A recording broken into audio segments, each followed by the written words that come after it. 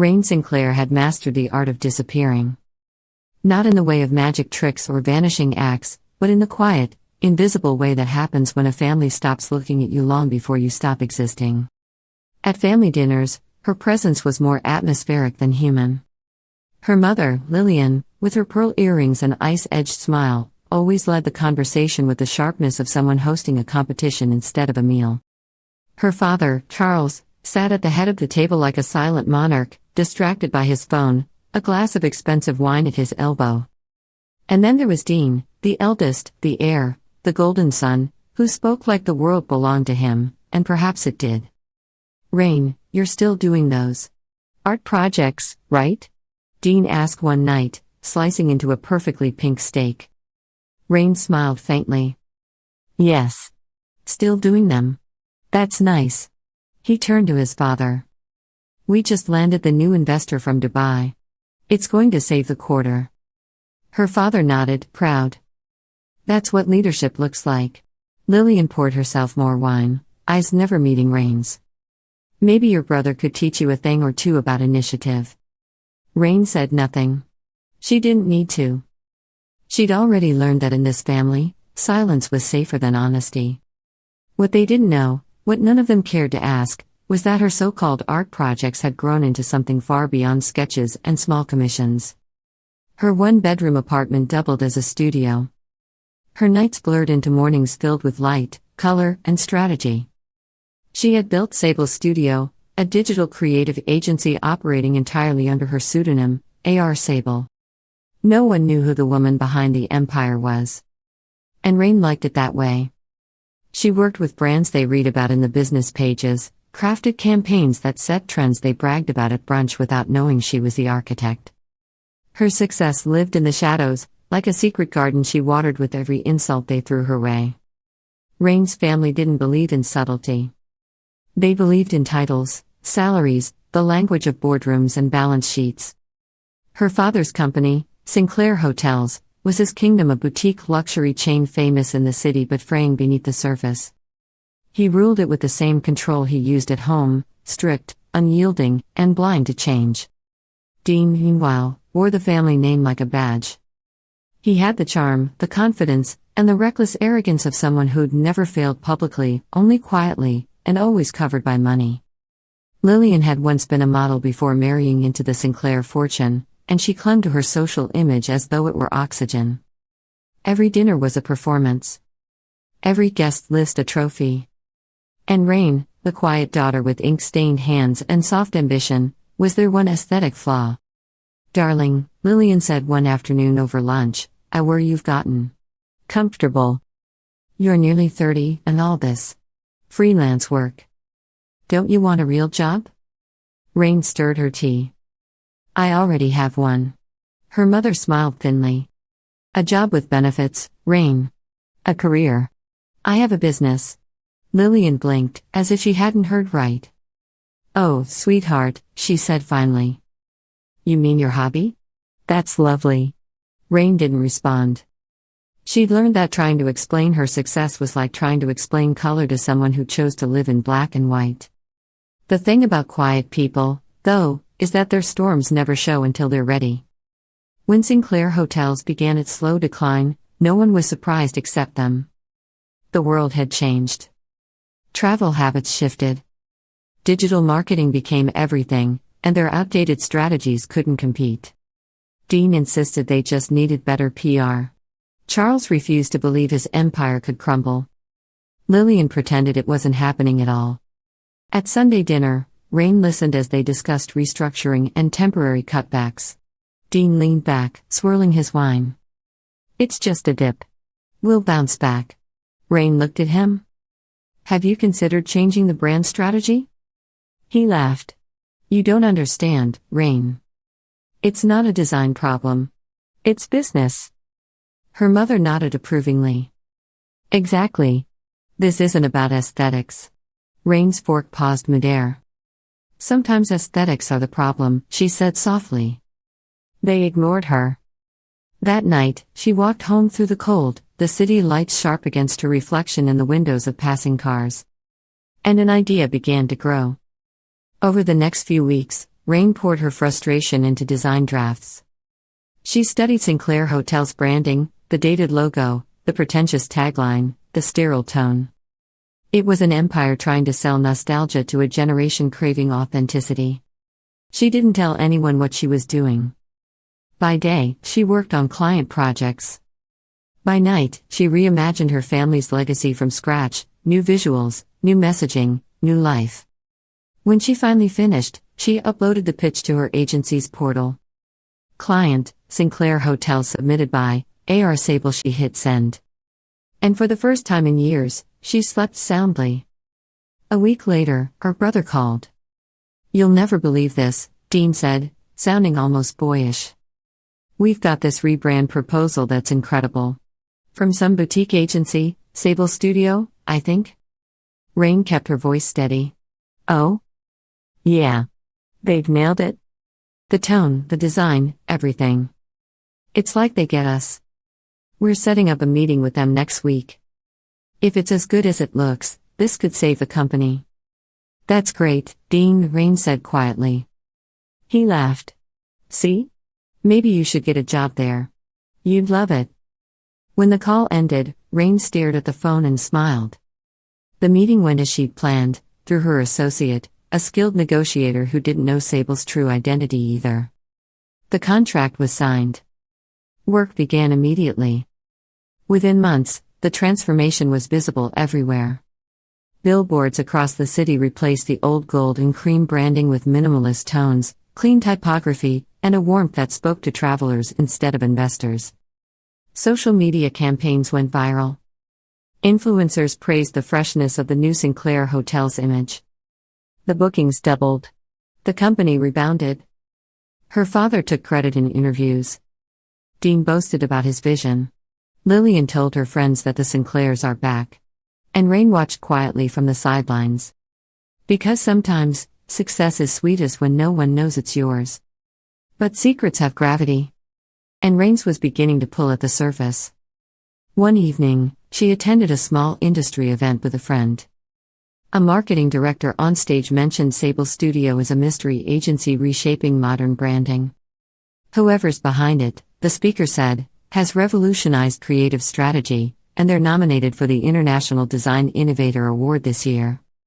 Applause filled the room. Raine's heart fluttered, equal parts pride and fear. Her anonymity had protected her freedom, but fame was coming whether she wanted it or not. A month later, Sinclair Hotels hosted a gala to celebrate its renaissance. The venue shimmered, chandeliers, champagne, cameras. Her father looked alive again. Dean was practically glowing. Lillian had never seemed prouder of her reflection.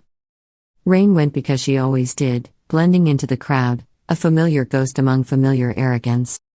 But this time, fate didn't intend for her to stay invisible. As the night unfolded, the host took the stage to announce the sponsors and creative contributors. And tonight, his voice boomed, "We honor the visionary team that brought Sinclair Hotels back from the brink. The award for innovation and brand revival goes to..." A pause. A flicker of light. Sable Studio. The audience applauded. Dean leaned toward his father. "That agency again. Genius work. We should meet them in person." The host smiled. "And to our guest's surprise, the founder of Sable Studio is here tonight." A murmur spread through the ballroom. "The creative mind behind this transformation, Ms. Raine Sinclair." The applause stopped. Then swelled again, louder, confused, stunned. Her mother froze mid-sip. Dean's face drained of color. Her father turned to look at her, truly look at her, for the first time in years. Raine rose slowly, her dress glinting under the lights, her pulse steady. Every step toward that stage felt like reclaiming oxygen. When she reached the microphone, the room was silent enough to hear the click of her heels on the marble. "I'm honored," she said, voice even. "For years, I was told that what I loved wasn't practical. That it wasn't real work. But what they didn't understand, what many still don't, is that creativity isn't weakness. It's the quiet architecture of everything beautiful we build." Her eyes met her mother's. Her brother's. Her father's. This rebrand wasn't just about saving a company, she said. It was about rediscovering what was worth saving. The applause began slowly, then grew into thunder. And in that moment, Raine knew she'd changed something more permanent than a logo or a brand. She'd rewritten the story they told about her. That night, as the crowd dispersed, Dean approached her. His voice trembled slightly. "You could have told us," he said. "You wouldn't have listened," she replied. He swallowed hard. "You were behind all of it?" "Yes." Her father approached next. He didn't speak. He just looked at her, the kind of look that said more than words ever could. And her mother, pale and rigid, offered a small, brittle smile. "Well," she said finally, "it seems we underestimated you." Raine smiled faintly. "You did that a long time ago." When she left the gala that night, the city lights shimmered like 1,000 quiet confessions. Her reflection in the glass doors looked different, not softer, not harder, but real. For years, she'd hidden her brilliance to avoid being mocked. Now it was undeniable. But this was only the beginning. Because success, true success, isn't just about being seen. It's about deciding who you'll be once the lights finally find you. And Raine had only just begun. The morning after the gala, the world moved differently. The name Raine Sinclair trended across every platform. "The quiet genius behind Sable's studio," one headline said. "The daughter who rebuilt her family's empire, in secret," another. She woke to hundreds of messages, congratulations from clients, inquiries from reporters, even apology texts from people she hadn't heard from in years. But among them were 3 names that made her pause. Her mother. Her brother. Her father. All unread. All sitting there like ghosts from another life. Raine stared at the screen for a long time before setting it face down on her table. The coffee beside her had gone cold. She exhaled slowly, the sound echoing through her quiet apartment, the same apartment that had once been her fortress. It felt strange now, how small the place was compared to the size of her world. When her father finally called that afternoon, she answered. "Raine," Charles said. His voice was calm, but there was something in it. Hesitation, maybe even humility. "I've been thinking about what you said last night." She let the silence stretch. "I should have recognized your talent sooner," he continued. "The company owes you more than a thank you." "I didn't do it for gratitude," Raine said softly. "No," he admitted. "You did it because you care." And that's what I failed to see. For the first time, there was sincerity in his tone. The man who'd ruled boardrooms now sounded like someone searching for forgiveness. He cleared his throat. "Dean wants to talk to. Maybe we could all meet this week. Dinner, your choice." Raine smiled faintly. Dinner sounds fine. But in her heart, she knew that wasn't what she wanted anymore. She didn't need their validation. What she wanted was something else, peace, perhaps. Understanding. Closure. Still, she agreed. Because sometimes closure requires confrontation. The restaurant was small and intimate, tucked away on a quiet street overlooking the river. Raine chose it precisely because it wasn't loud or glamorous. When she arrived, her mother was already seated, perfectly styled as always, though her poise cracked slightly when she saw Raine. "Darling," Lillian said, standing to kiss her cheek. "You look lovely." Raine met her eyes, seeing the faint tremor in her hand. "Thank you." Dean arrived next, tie loosened, eyes tired. He looked older than she remembered, not in years, but in weight. And finally, Charles entered. He was quieter too, shoulders less rigid, pride slightly wilted. They ordered food none of them would eat. "So," Dean said, clearing his throat. "You really built that whole agency yourself?" "Yes," Raine said. He nodded, looking down. "It's incredible, Raine. You saved us." "And I don't think I ever said thank you." Lillian clasped her glass. "We were harsh. I see that now. We didn't mean to make you feel small." "You didn't make me feel small," Raine replied. "You made yourselves feel bigger. There's a difference." Her mother's lips parted, a faint tremor of shame. Charles leaned forward. "We want to make things right. Maybe you'd consider joining the company officially. Creative director, or something more. You've earned it? Raine smiled gently. I already have a company. The table went still. Her voice remained calm, melodic, but edged with truth. You see, for years I built something you said would never work. You told me dreams were for children. That practicality was worth more than passion. And yet, here we are. Her mother blinked back tears. We were wrong.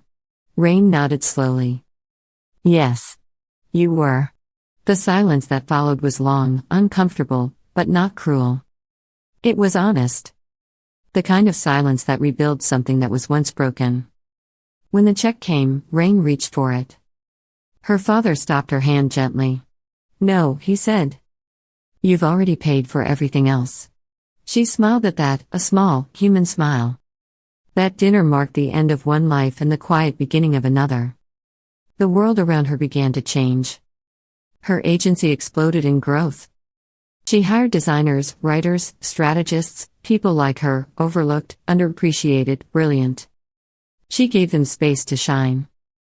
And every project that left Sable Studios' doors carried a single guiding principle: silent strength speaks loudest when it's honest. Her success became something bigger than business. It became a statement, a home for the underestimated. Months passed.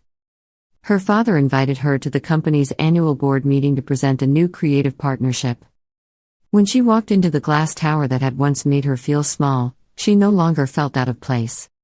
She stood at the head of the table, laptop open, calm and poised. The directors whispered.